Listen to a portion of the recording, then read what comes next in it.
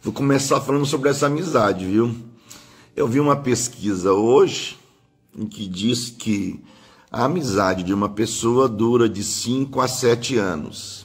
Alguns menos, alguns mais, mas em princípio uma amizade dura de 5 a 7 anos. E os que passam disso, 10, 15, 20, 30 anos, são amigos para sempre. Então, eu percebo o quanto tenho amigos antigos e amigos para sempre. E como muitas vezes amigos entram em nossa vida e saem, desaparecem, né? A vida é assim.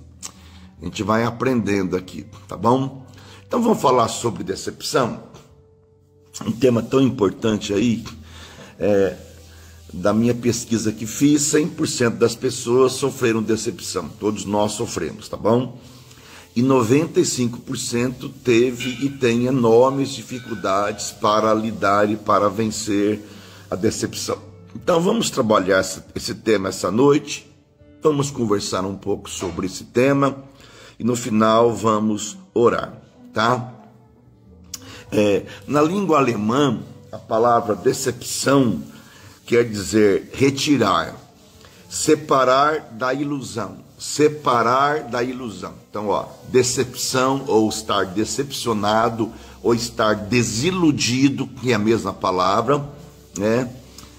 Aí a Estela está falando que as minhas amigas de faculdade duram 55 anos de amizade. Isso é amizade para a eternidade, né? Bendito o homem que tem amigos assim para muito tempo. Que maravilhoso isso. Mas, desilusão, decepção são palavras sinônimas aqui. Decepção ou desilusão é nós tirarmos a ilusão que nós tínhamos sobre certas pessoas, certas situações, certos relacionamentos. Todos nós nos relacionamos com o outro na base da ilusão. Eu falo sempre isso para casais, sempre eu digo isso. Ninguém se casa com a pessoa tal como ela é. Nós nos casamos com a imaginação, com a ilusão que a gente faz dessa pessoa. Então você se casa com alguns traços dentro de você que você deseja ver no outro, né? E depois que você se casa, com o tempo de convivência, você vai sofrendo uma desilusão, quer dizer, vai tirando, separando, cortando, né?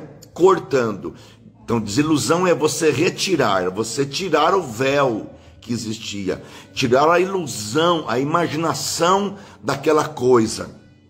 E aí, eu digo sempre isso e repito muito aos casais, que o casamento só começa verdadeiramente quando a nossa ilusão cai por terra. Quando o véu é arrancado, quando a gente passa a ver o outro tal como o outro é, de fato e de verdade. Então, vamos pensar assim, você se casa com uma pessoa tendo uma ilusão de que aquele homem vai ser sempre romântico, vai sempre abrir a porta do carro para você entrar, puxar a cadeira no restaurante, que vai ser aquele cara que vai mandar sempre para você flores. E você casa com a mulher achando que é aquela mulher sempre submissa, maravilhosa, perfeita, aquela mulher que vai cozinhar sempre para você, vai estar sempre ajudando você do seu lado. E aí você vai percebendo com o tempo que isso tudo não passava de uma ilusão. Não só em relação ao casamento, mas em relação também às amizades. Você se relaciona com uma pessoa na ilusão de que aquela pessoa nunca vai trair você, nunca vai mentir, nunca vai enganar.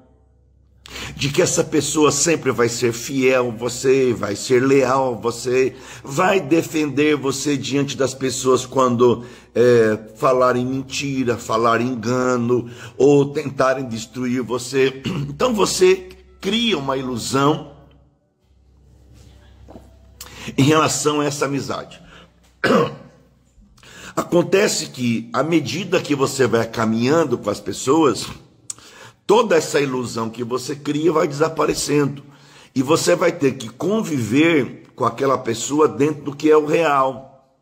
Então, uma coisa é o que é ideal, outra coisa é o que é real.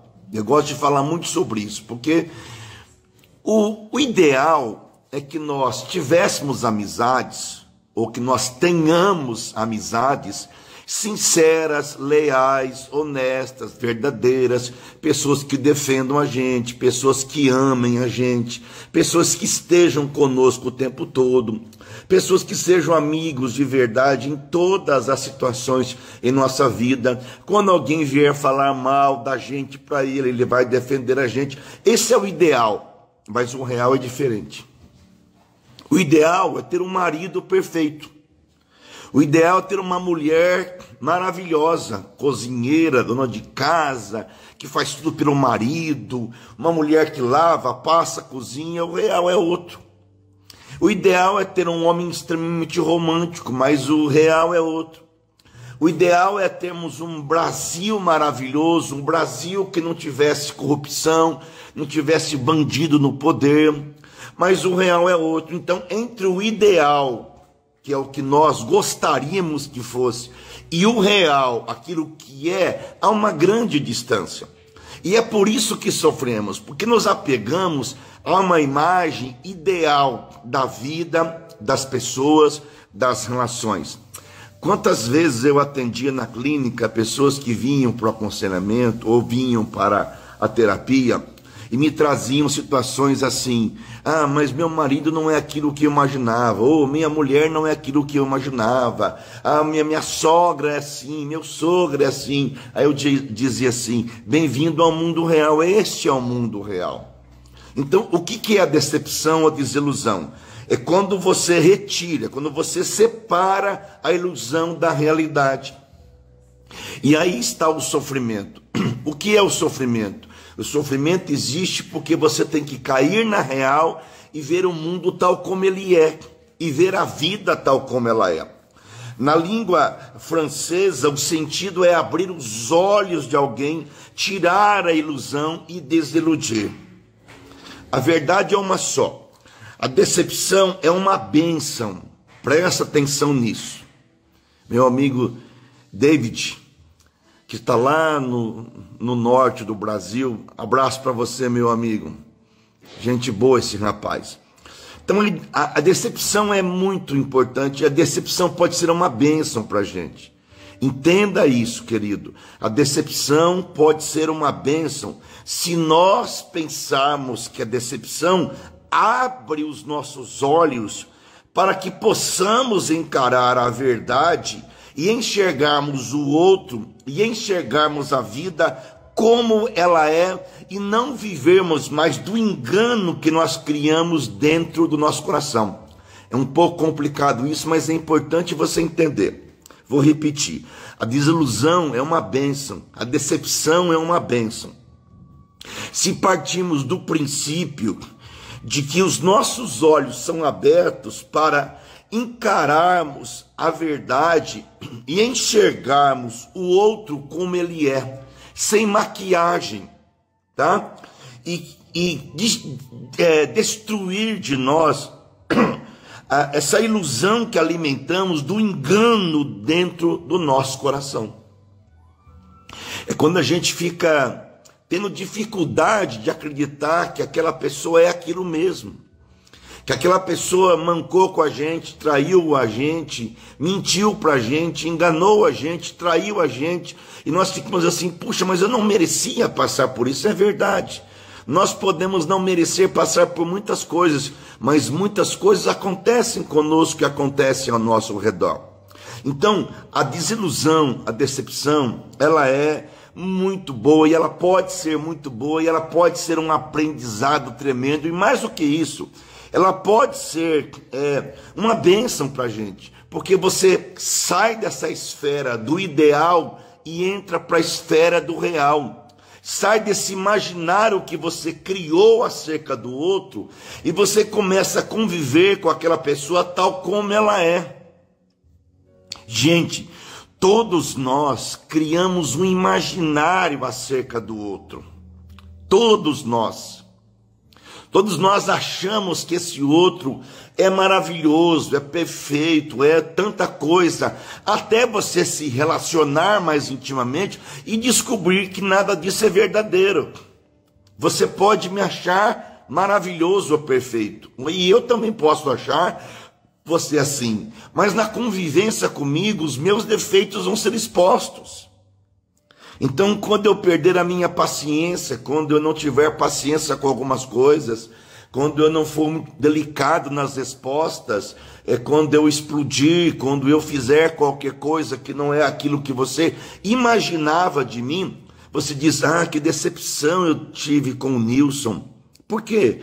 Porque ele explodiu de raiva, porque ele ficou bravo, porque ele falou bravo comigo, não esperava dele isso. Mas o que você pode esperar de alguém que é falho como nós somos falhos? Então, essa é a ilusão, de que as pessoas não vão mentir para a gente, não vão aprontar, não vão decepcionar, não vão trair. E essa ilusão faz a gente sofrer quando nós vivemos a desilusão. Arrancamos a máscara, arrancamos a maquiagem e olhamos o outro tal como ela é. Por que as pessoas nos decepcionam? Temos que pensar assim. A decepção nunca é culpa do outro em si. Presta atenção nisso, querido. A decepção nunca é culpa do outro em si. Por quê?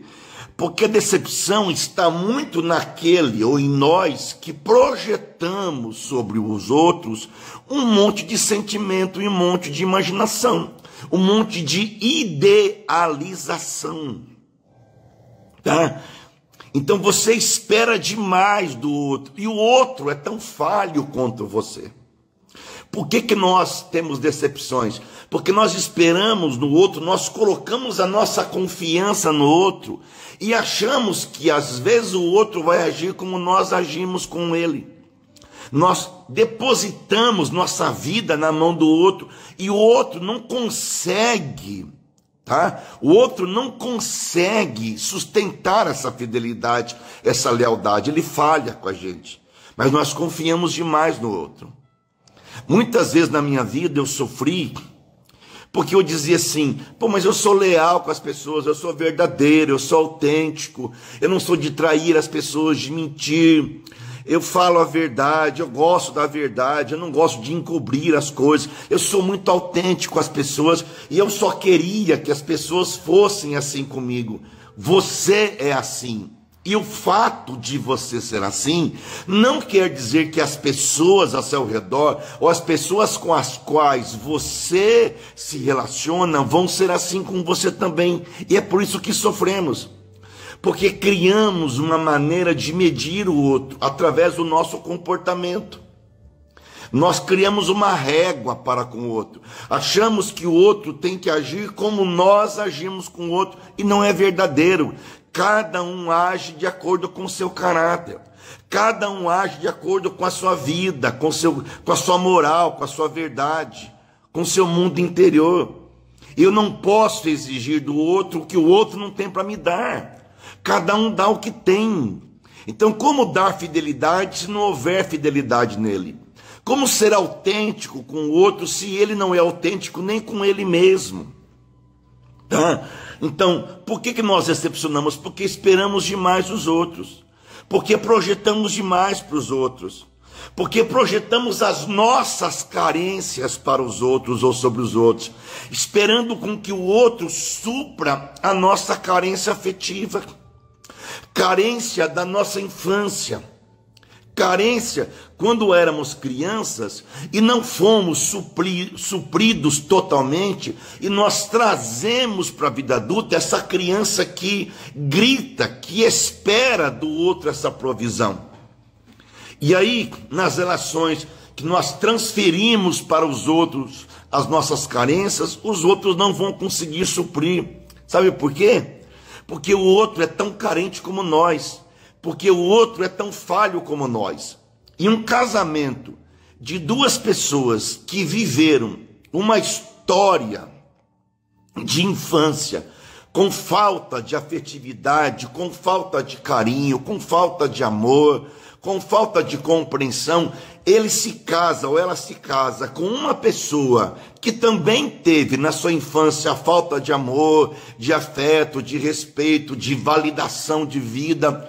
Então, duas pessoas juntam, são dois poços, duas fontes secas, querendo com que o outro venha prover e venha suprir. O que vai acontecer? Divórcio, separação, brigas, e especialmente o que nós chamamos muito de cobrança. Você começa a cobrar do outro aquilo que o outro não consegue dar para você. E o casamento fica virando uma tal de recompensa emocional, uma tal de provisão de um para com o outro, e o outro não sabe mais o que fazer. Por quê? Porque nós somos poços sem fim. Nós somos, é como se fosse um saco furado, nunca é bom o suficiente. Olha a história da mulher samaritana, na qual Jesus se encontra com ela. Eu posso imaginar a infância dessa mulher samaritana. É uma infância afetiva desgraçada, terrível. E ela vai para a vida buscando no amor do homem, ou dos homens, ou no sexo, ou no prazer, ou na cama, aquilo que ela nunca teve na sua infância. E o que acontece então? Cada vez que ela busca no homem a provisão para suprir o seu mundo interior, sabe o que acontece? Ela falha, ela sofre, porque Jesus diz: mulher, traz seu marido. Ela diz assim: Senhor, não tenho um marido. Jesus disse: você falou bem, porque você teve marido, e o que você tem não é seu marido. Você já teve 5 maridos, e o que você tem não é o seu marido. Então você tem um problema sério de interioridade, mulher. O teu problema não é ter marido, ou ter sexo, ou viver na cama. O teu problema é que você espera do outro uma provisão que o outro não pode fazer com você. E Jesus diz: eu vou te ensinar uma coisa, mulher. Eu vou dar a você uma provisão e um suprimento. Tudo nos falta quando nós faltamos a nós mesmos. Goethe dizia isso, é verdade. Jesus ensina aquela mulher que, se ele descedentar a sede interior daquela mulher, ela jamais voltaria a buscar nas fontes do sexo e do prazer aquilo que ela não teve na sua infância. Jesus era suficiente para essa mulher. Há um texto que eu gosto muito, que está aqui em Marcos capítulo 7, versículo número 20 e o 23, diz o seguinte: Jesus disse: aquilo que vem de dentro é o que contamina, porque de dentro do coração da pessoa vêm os maus pensamentos, imoralidade sexual, roubo, mentira, homicídio, adultério, cobiça, perversidade, engano, paixões carnais, inveja, calúnia, orgulho e insensatez. Todas essas coisas desprezíveis vêm de dentro, e elas que contaminam o homem. Sabe o que quer dizer isso? Que o problema do humano não é de fora, é de dentro para fora. O problema nosso não são os outros, o problema nosso somos nós mesmos. Tá? Então nós nos decepcionamos porque nós colocamos nossa confiança no outro, e o outro é tão falho como nós também. Porque projetamos as nossas carências sobre os outros, e aí vamos sofrer, porque o outro não é capaz de suprir 100% a nossa carência afetiva, porque esperamos demais dos outros. Gente, Jesus passou um momento de decepção, não no sentido humano como nós, mas ele chamou 3 dos seus amigos e pediu para que orassem com ele, porque ele estava em grande angústia. E ele compartilhou com seus amigos, disse: olha, orem comigo, porque estou muito angustiado, e eu vou orar ao Pai, minha alma está profundamente triste, orem comigo. Não é orem por mim, orem comigo. O que ele faz? Adianta-se um pouco e vai orar. Quando ele volta, o que ele encontra? Os seus 3 amigos, nas quais ele tinha confessado a sua intimidade, o seu fracasso. Como estavam os seus 3 amigos? Dormindo. Jesus disse: não pudestes vigiar comigo 1 hora? E ele faz isso 3 vezes, e 3 vezes os seus amigos estão dormindo. Sabe o que eu aprendo com esse texto bíblico? Que no fim de tudo, a tua dor deve ser levada a Deus tão somente, porque Ele entende sua dor, Ele entende o seu sofrimento. As pessoas podem até ouvir a sua dor, pode até tentar compreender o que você vive, mas só Deus sabe o que se passa em tua alma, e a sua dor e a sua aflição. E Deus jamais vai decepcionar a sua vida. Por que que nós sofremos? Porque esperamos os outros. Por que que nós sofremos? Porque criamos expectativas irreais sobre os outros. Isso não vai se cumprir. Então, volto a dizer o que eu disse no começo. O que é decepção ou desilusão? É tirar a ilusão que nós tínhamos acerca daquela pessoa, daquele casamento, daquela relação. Quando a gente se decepciona, as pessoas ficam mudando de marido, de mulher, de namorado, de amizades. Ou muda de igreja, de religião. Por quê? Porque acha que aquela religião não supriu, não proveu. Tá? Então a decepção é um convite para nós enxergarmos o outro de forma diferente. Como diferente? Enxergar tal como ele é, saber como ele é, conhecer como ele é. É um outro alguém tão faltoso como nós somos faltosos. 2 seres faltosos, que são faltosos, que possuem um buraco na sua alma, que se relacionam com o outro, que ficam esperando demais um do outro, vão acabar ou em divórcio, brigas constantes, ou vão acabar em cobranças constantes, cobrança, sem fim. Quando a gente se sente satisfeito em Deus, quando nós temos o senso de realização em Deus, quando nós temos nossa autoestima firmada, nossa identidade firmada em Deus, a gente pode conviver com o outro de maneira em que o outro pode acrescentar para nós coisas boas à nossa existência, mas nós não dependemos totalmente do outro, tá? Decepção é o momento de sairmos do estado de vítima, de abandonar as ilusões criadas e de encarar a vida como ela é. Sair do papel de vítima. O que é ser o papel de vítima? O que fizeram comigo? Me abandonaram, me desprezaram, me traíram. Oh, meu Deus, por que que essa pessoa fez comigo isso?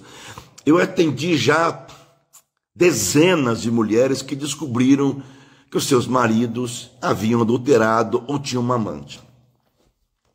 E o que eu mais ouvia nas mulheres, na clínica, era assim: eu quero conhecer essa outra pessoa, eu quero saber com quem que ele me traiu.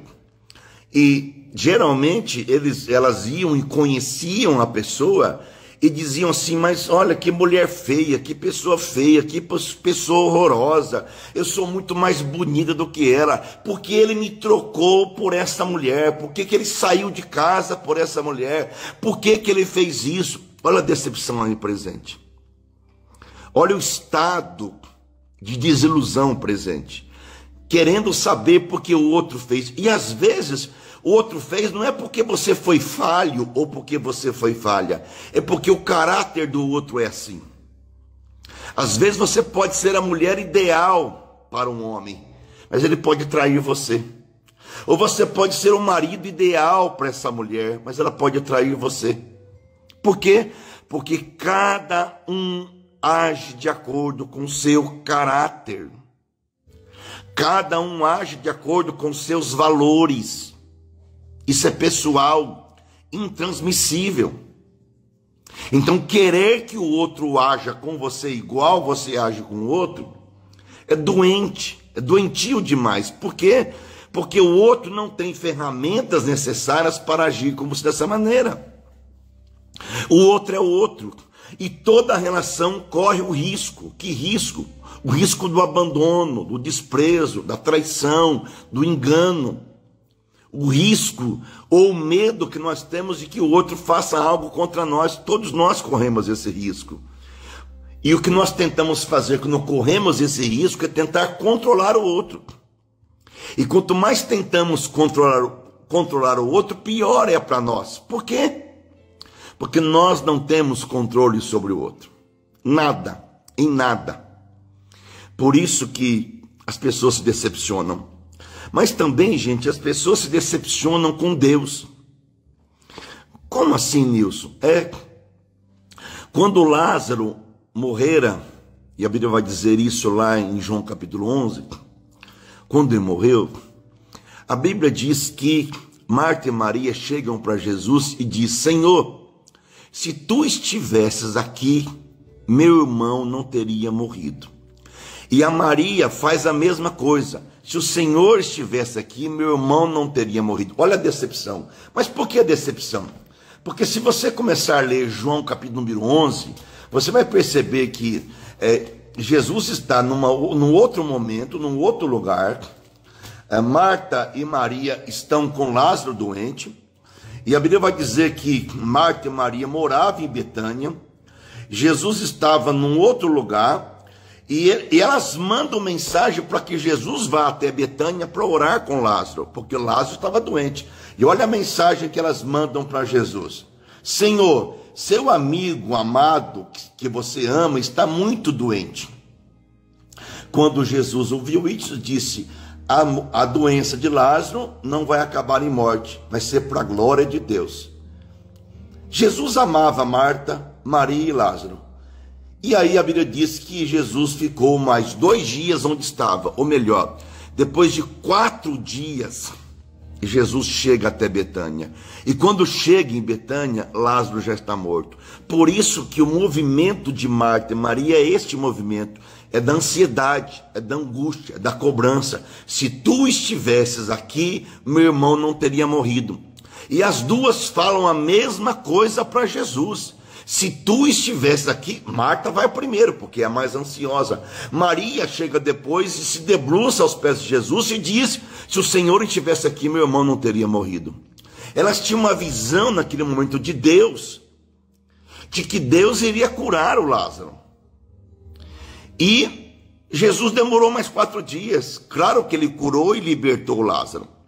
Mas o que acontece hoje é que muitas vezes os pastores, os pregadores trazem uma teologia coach, ou uma teologia triunfalista, que diz que as pessoas vão ter tudo, que Deus vai dar tudo, que Deus vai fazer tudo, que todas as respostas serão dadas, que a pessoa será próspera, terá riqueza, será bem-sucedida, que ela terá dinheiro. Essa teologia triunfalista não é bíblica. E essa teologia triunfalista gera na pessoa uma imagem errada acerca de quem Deus é. É como se você e eu não pudéssemos ficar doentes, ter um problema financeiro, problema material, ter um câncer, uma doença, ou alguém que nós amamos morrer de um acidente, ou morrer de uma doença trágica. Então, quando se cria essa imagem desse Deus, que é um Deus todo-poderoso, mas que é um Deus que nos ensina a viver com a falta, é um Deus que não nos dá tudo o que nós queremos, é um Deus que cura alguns sim, mas outros não cura, e aí está dentro da soberania divina, nós não entendemos muitas coisas. Por que nós amamos alguém e Deus tira essa pessoa? Por que alguém que nós amamos tem um câncer terrível e morre de câncer? Por que perdemos o emprego? Então muitas pessoas acham que viver com Deus é viver num triunfalismo constante, mas não é verdade. Nós vamos ter fracassos, nós vamos ter dificuldades, nós vamos ter problemas. O pneu do carro do cristão fura, a conta estoura, o desemprego chega, a empresa passa por dificuldades, os filhos vão ter rebeldia, o carro do crente às vezes é roubado, né? Há problemas no casamento, na família. Isso não quer dizer que Deus não nos ama, mas isso quer dizer que são problemas humanos. E nós passamos por problemas humanos. Então Deus é poderoso? Ele é. Mas Deus também diz não para nós. Deus diz não para nós. E o não de Deus, muitas vezes nós não entendemos, mas é o melhor para a nossa vida. E aí nós cobramos Deus daquilo que Ele não é responsável. E nós então criamos uma ilusão de que Deus vai dar tudo aquilo. Ah, mas a Bíblia não diz que Deus nos dará tudo. Deus nos dará tudo se for de acordo com a sua vontade. João vai falar assim: esta é a confiança que temos para com Ele, que se pedirmos alguma coisa segundo a sua vontade, Ele nos ouve. O Pai Nosso, a oração que diz: Pai Nosso, seja feita a tua vontade. Então nós vamos passar por aflições, e o nosso Deus estará conosco. O próprio Jesus passou por isso, querido e querida. Quando ele estava no Getsêmani, e ele pediu ao Pai que afastasse o cálice dele, o Pai não afastou. E Jesus orou e disse: contudo, seja feito conforme a sua vontade. Ele submeteu à vontade de Deus. Tem um pastor amigo meu que faleceu agora há 1 ano, já foi o seu falecimento, pastor Aquiles, que era muito amigo meu, pegou um câncer, uma leucemia, e depois acabou falecendo. E uma das últimas mensagens que ele pregou, ele disse: Senhor, que se cumpra em mim a tua vontade. É isto.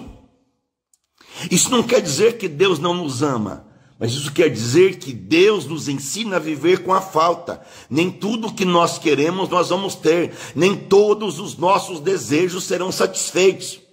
Então, nós sofremos decepções com Deus porque criamos uma imagem através dessa teoria triunfalista de que não vamos ficar doentes, não vamos ter problemas, não vamos ter dificuldade, não vamos ter crise, não vamos ter luta, o pneu do carro nunca vai furar, nunca vai ter desemprego, a nossa conta corrente sempre estará rechonchuda, bonita, maravilhosa, com dinheiro. E não é verdade isso. Nós passamos por dificuldades.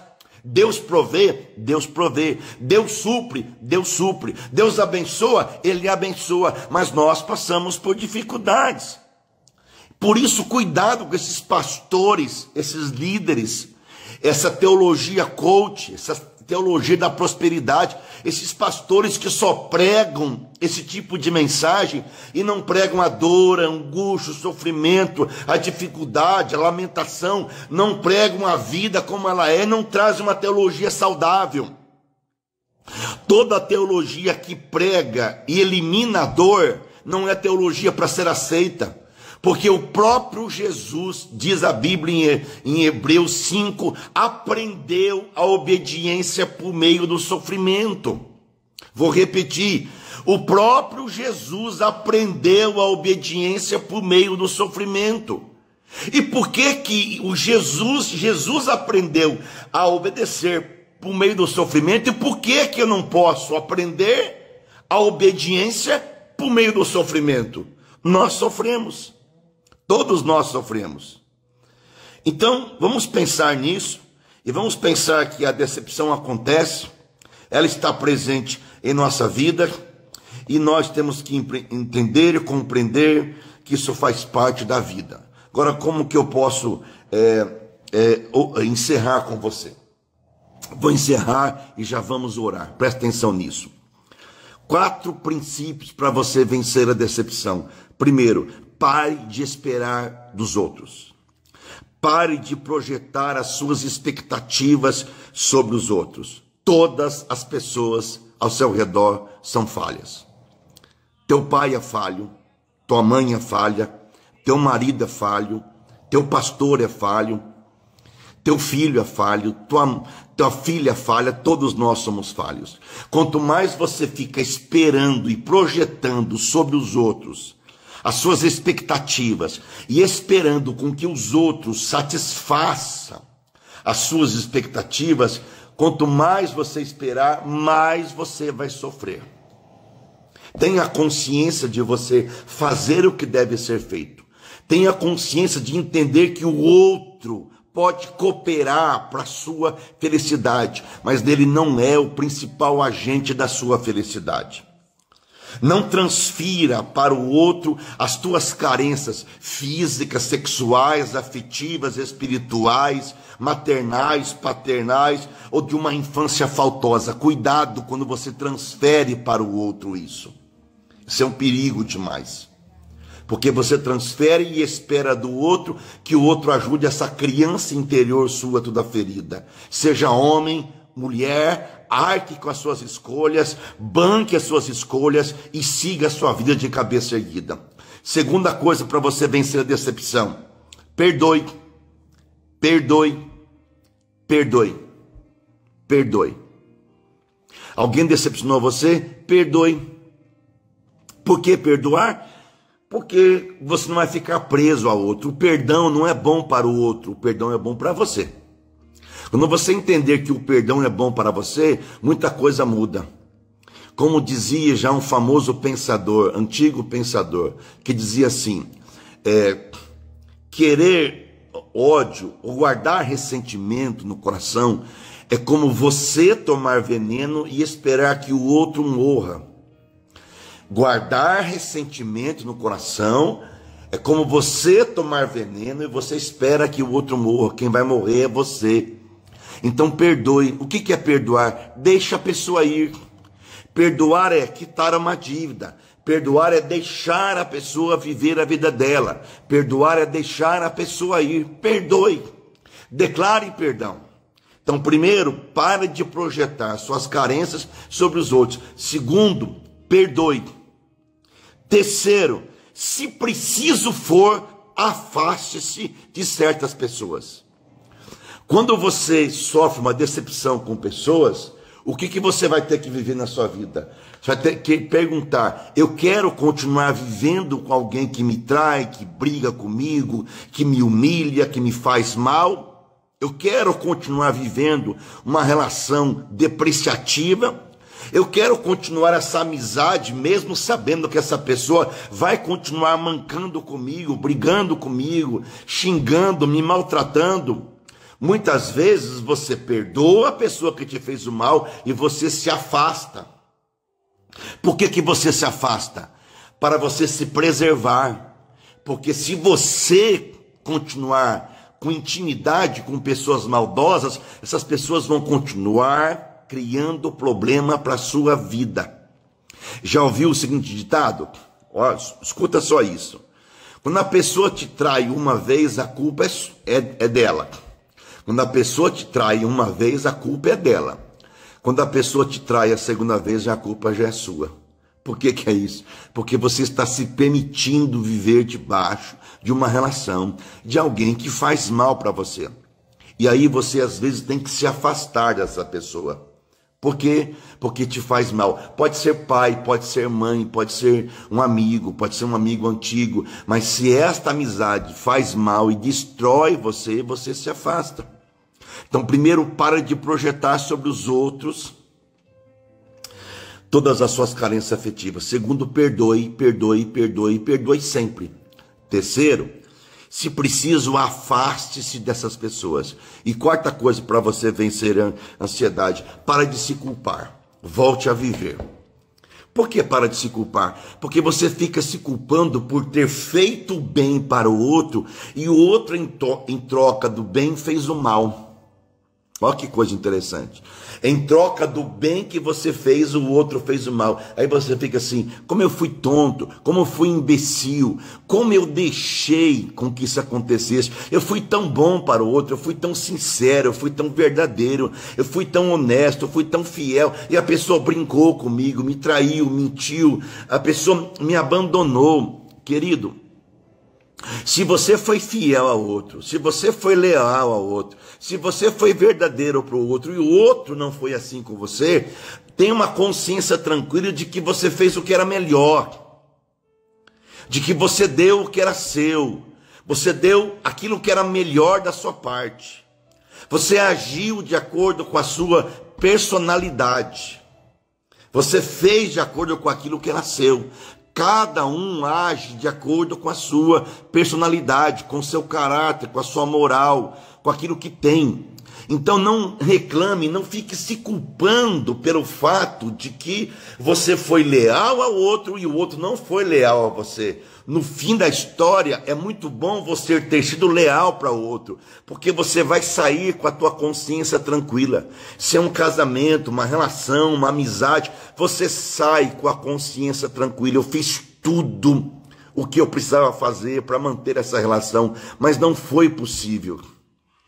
Então você tem que ter em mente que às vezes você tem que se afastar de pessoas para não ficar dando cabeçada na vida. Um dia desse eu estava atendendo uma pessoa que me procurou para atendimento e me disse: eu me casei 7 vezes e eu estou pensando em me casar a 8ª vez.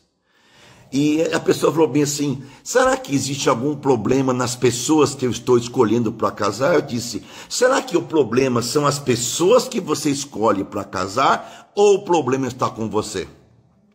Aí ele me disse assim: como assim o problema está comigo?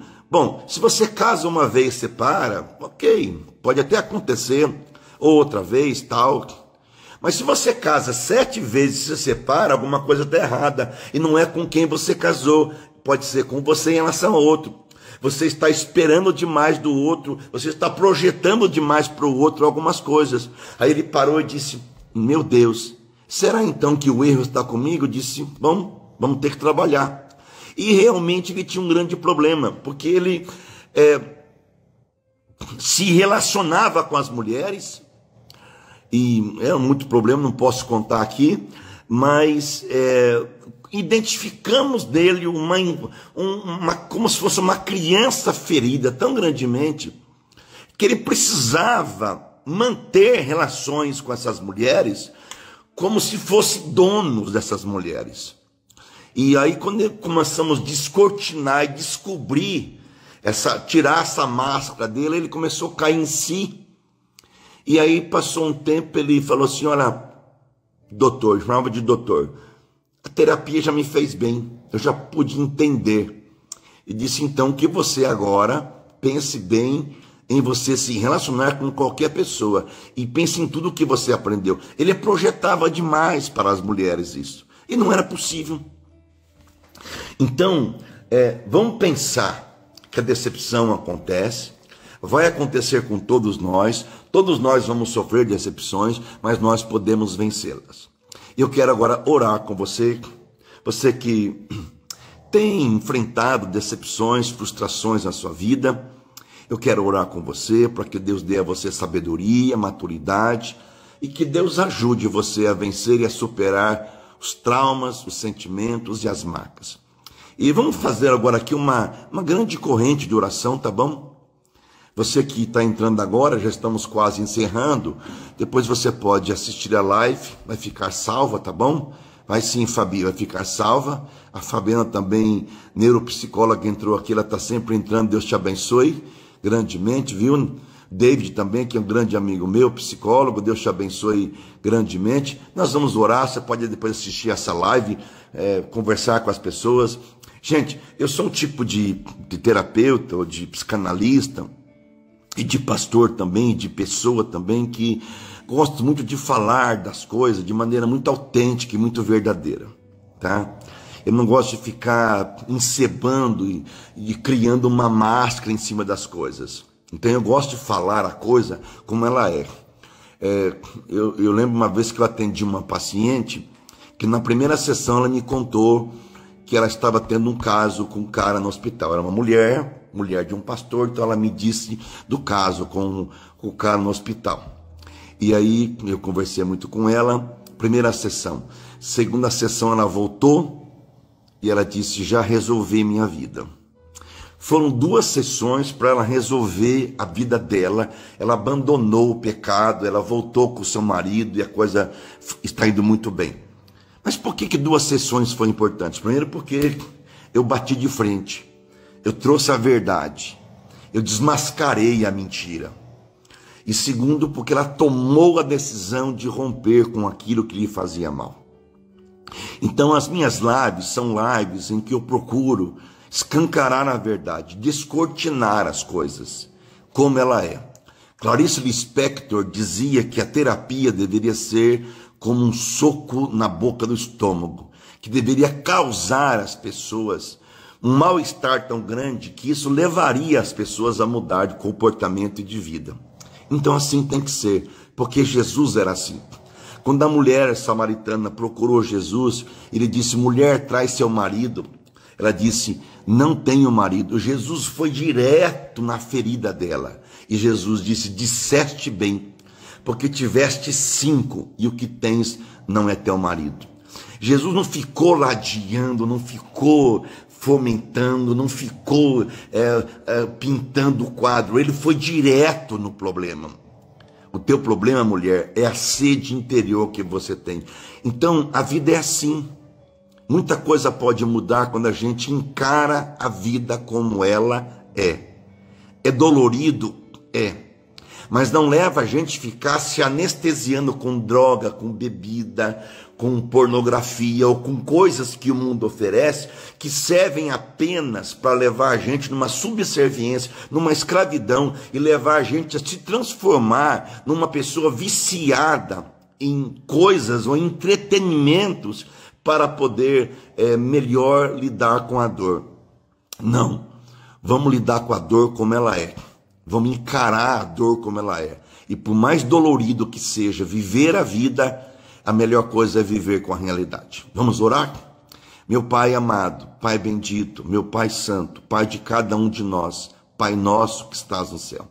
Aqui estão pessoas que estão assistindo essa live, que depois vão assistir em outro momento. Pessoas que estão com dificuldades, com crises, com problemas, com angústias, com dores, com decepções e frustrações. E eu oro, Pai, em nome de Jesus, por cada vida, para que o Senhor alcance com a tua graça, alcance com a tua misericórdia. Sara esse coração ferido. Sara essa mulher que está sangrando. Sara esse homem que está irritado, nervoso, ansioso demais. Sara mesmo. Sara essa tristeza.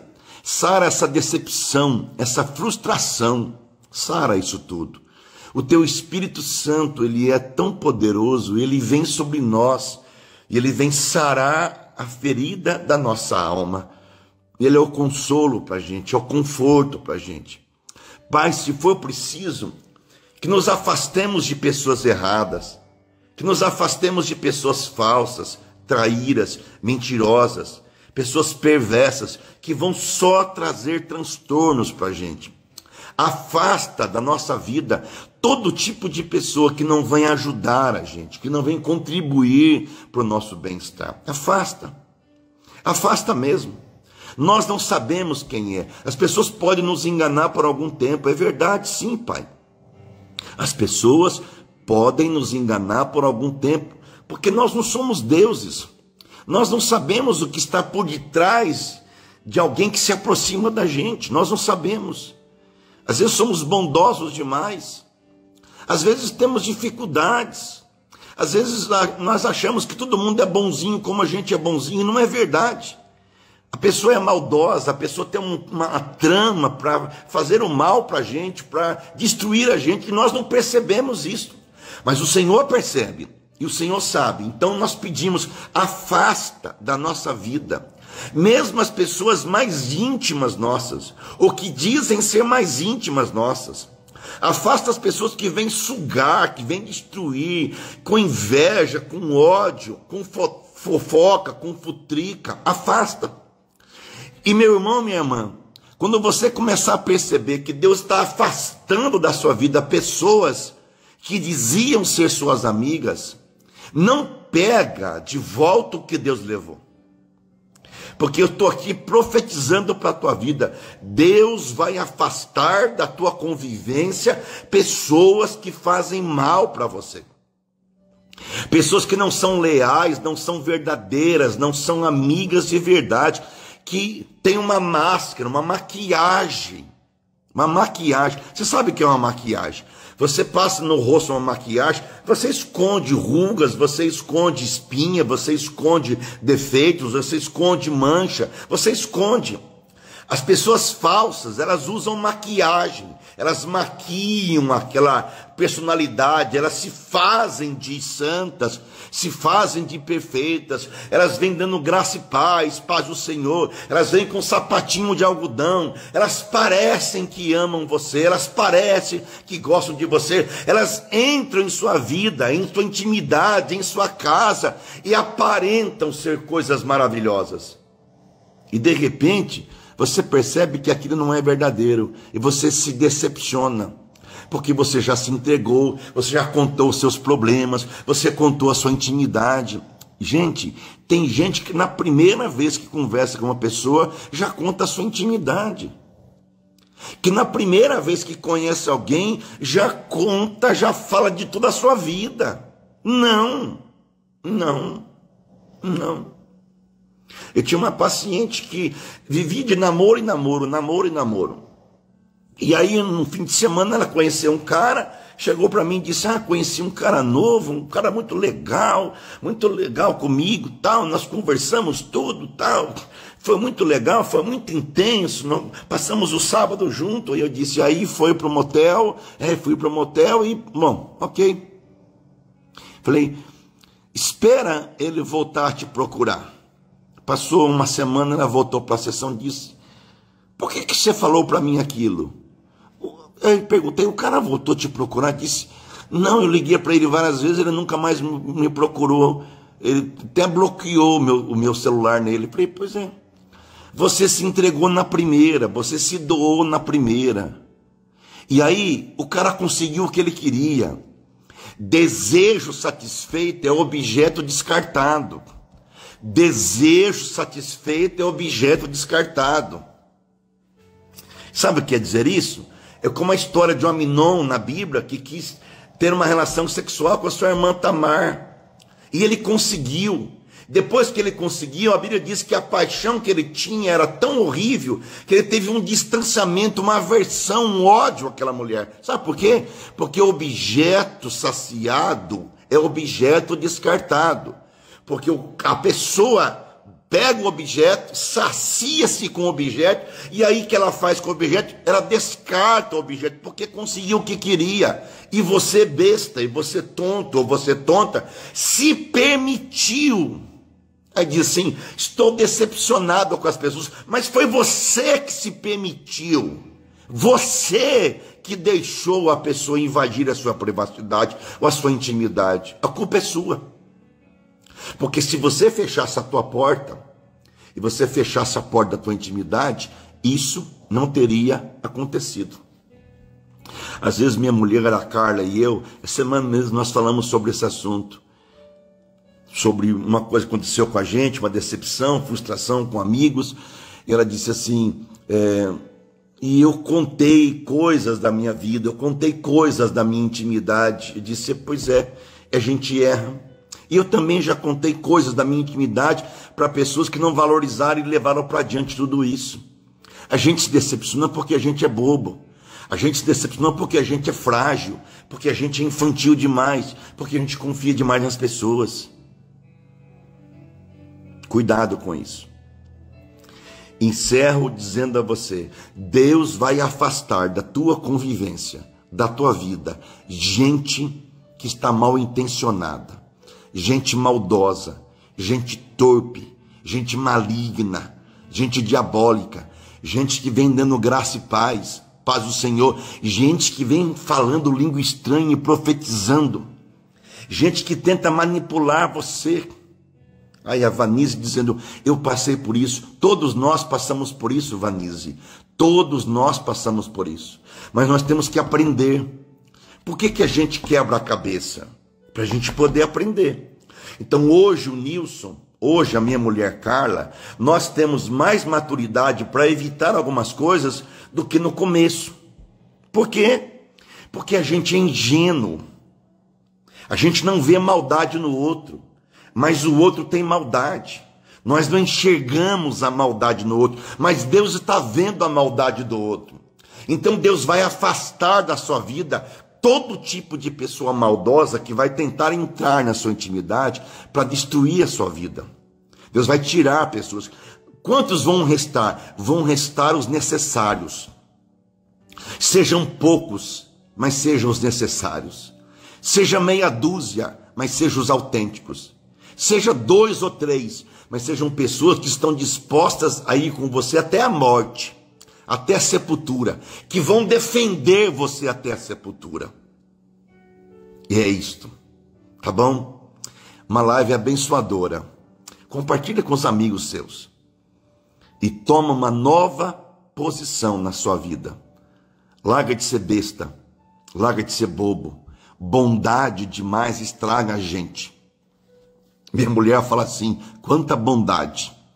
Bondade demais estraga a gente. Às vezes você é bom para a pessoa que é maldosa demais. Até para fazer o bem você precisa pensar a quem você faz o bem. Cuidado com isso. Cuidado com isso. Que Deus nos ajude. Que Deus nos oriente. Nos dê discernimento. Beijo no coração. Até terça-feira que vem, uma nova live, um novo assunto com você. Deus te abençoe.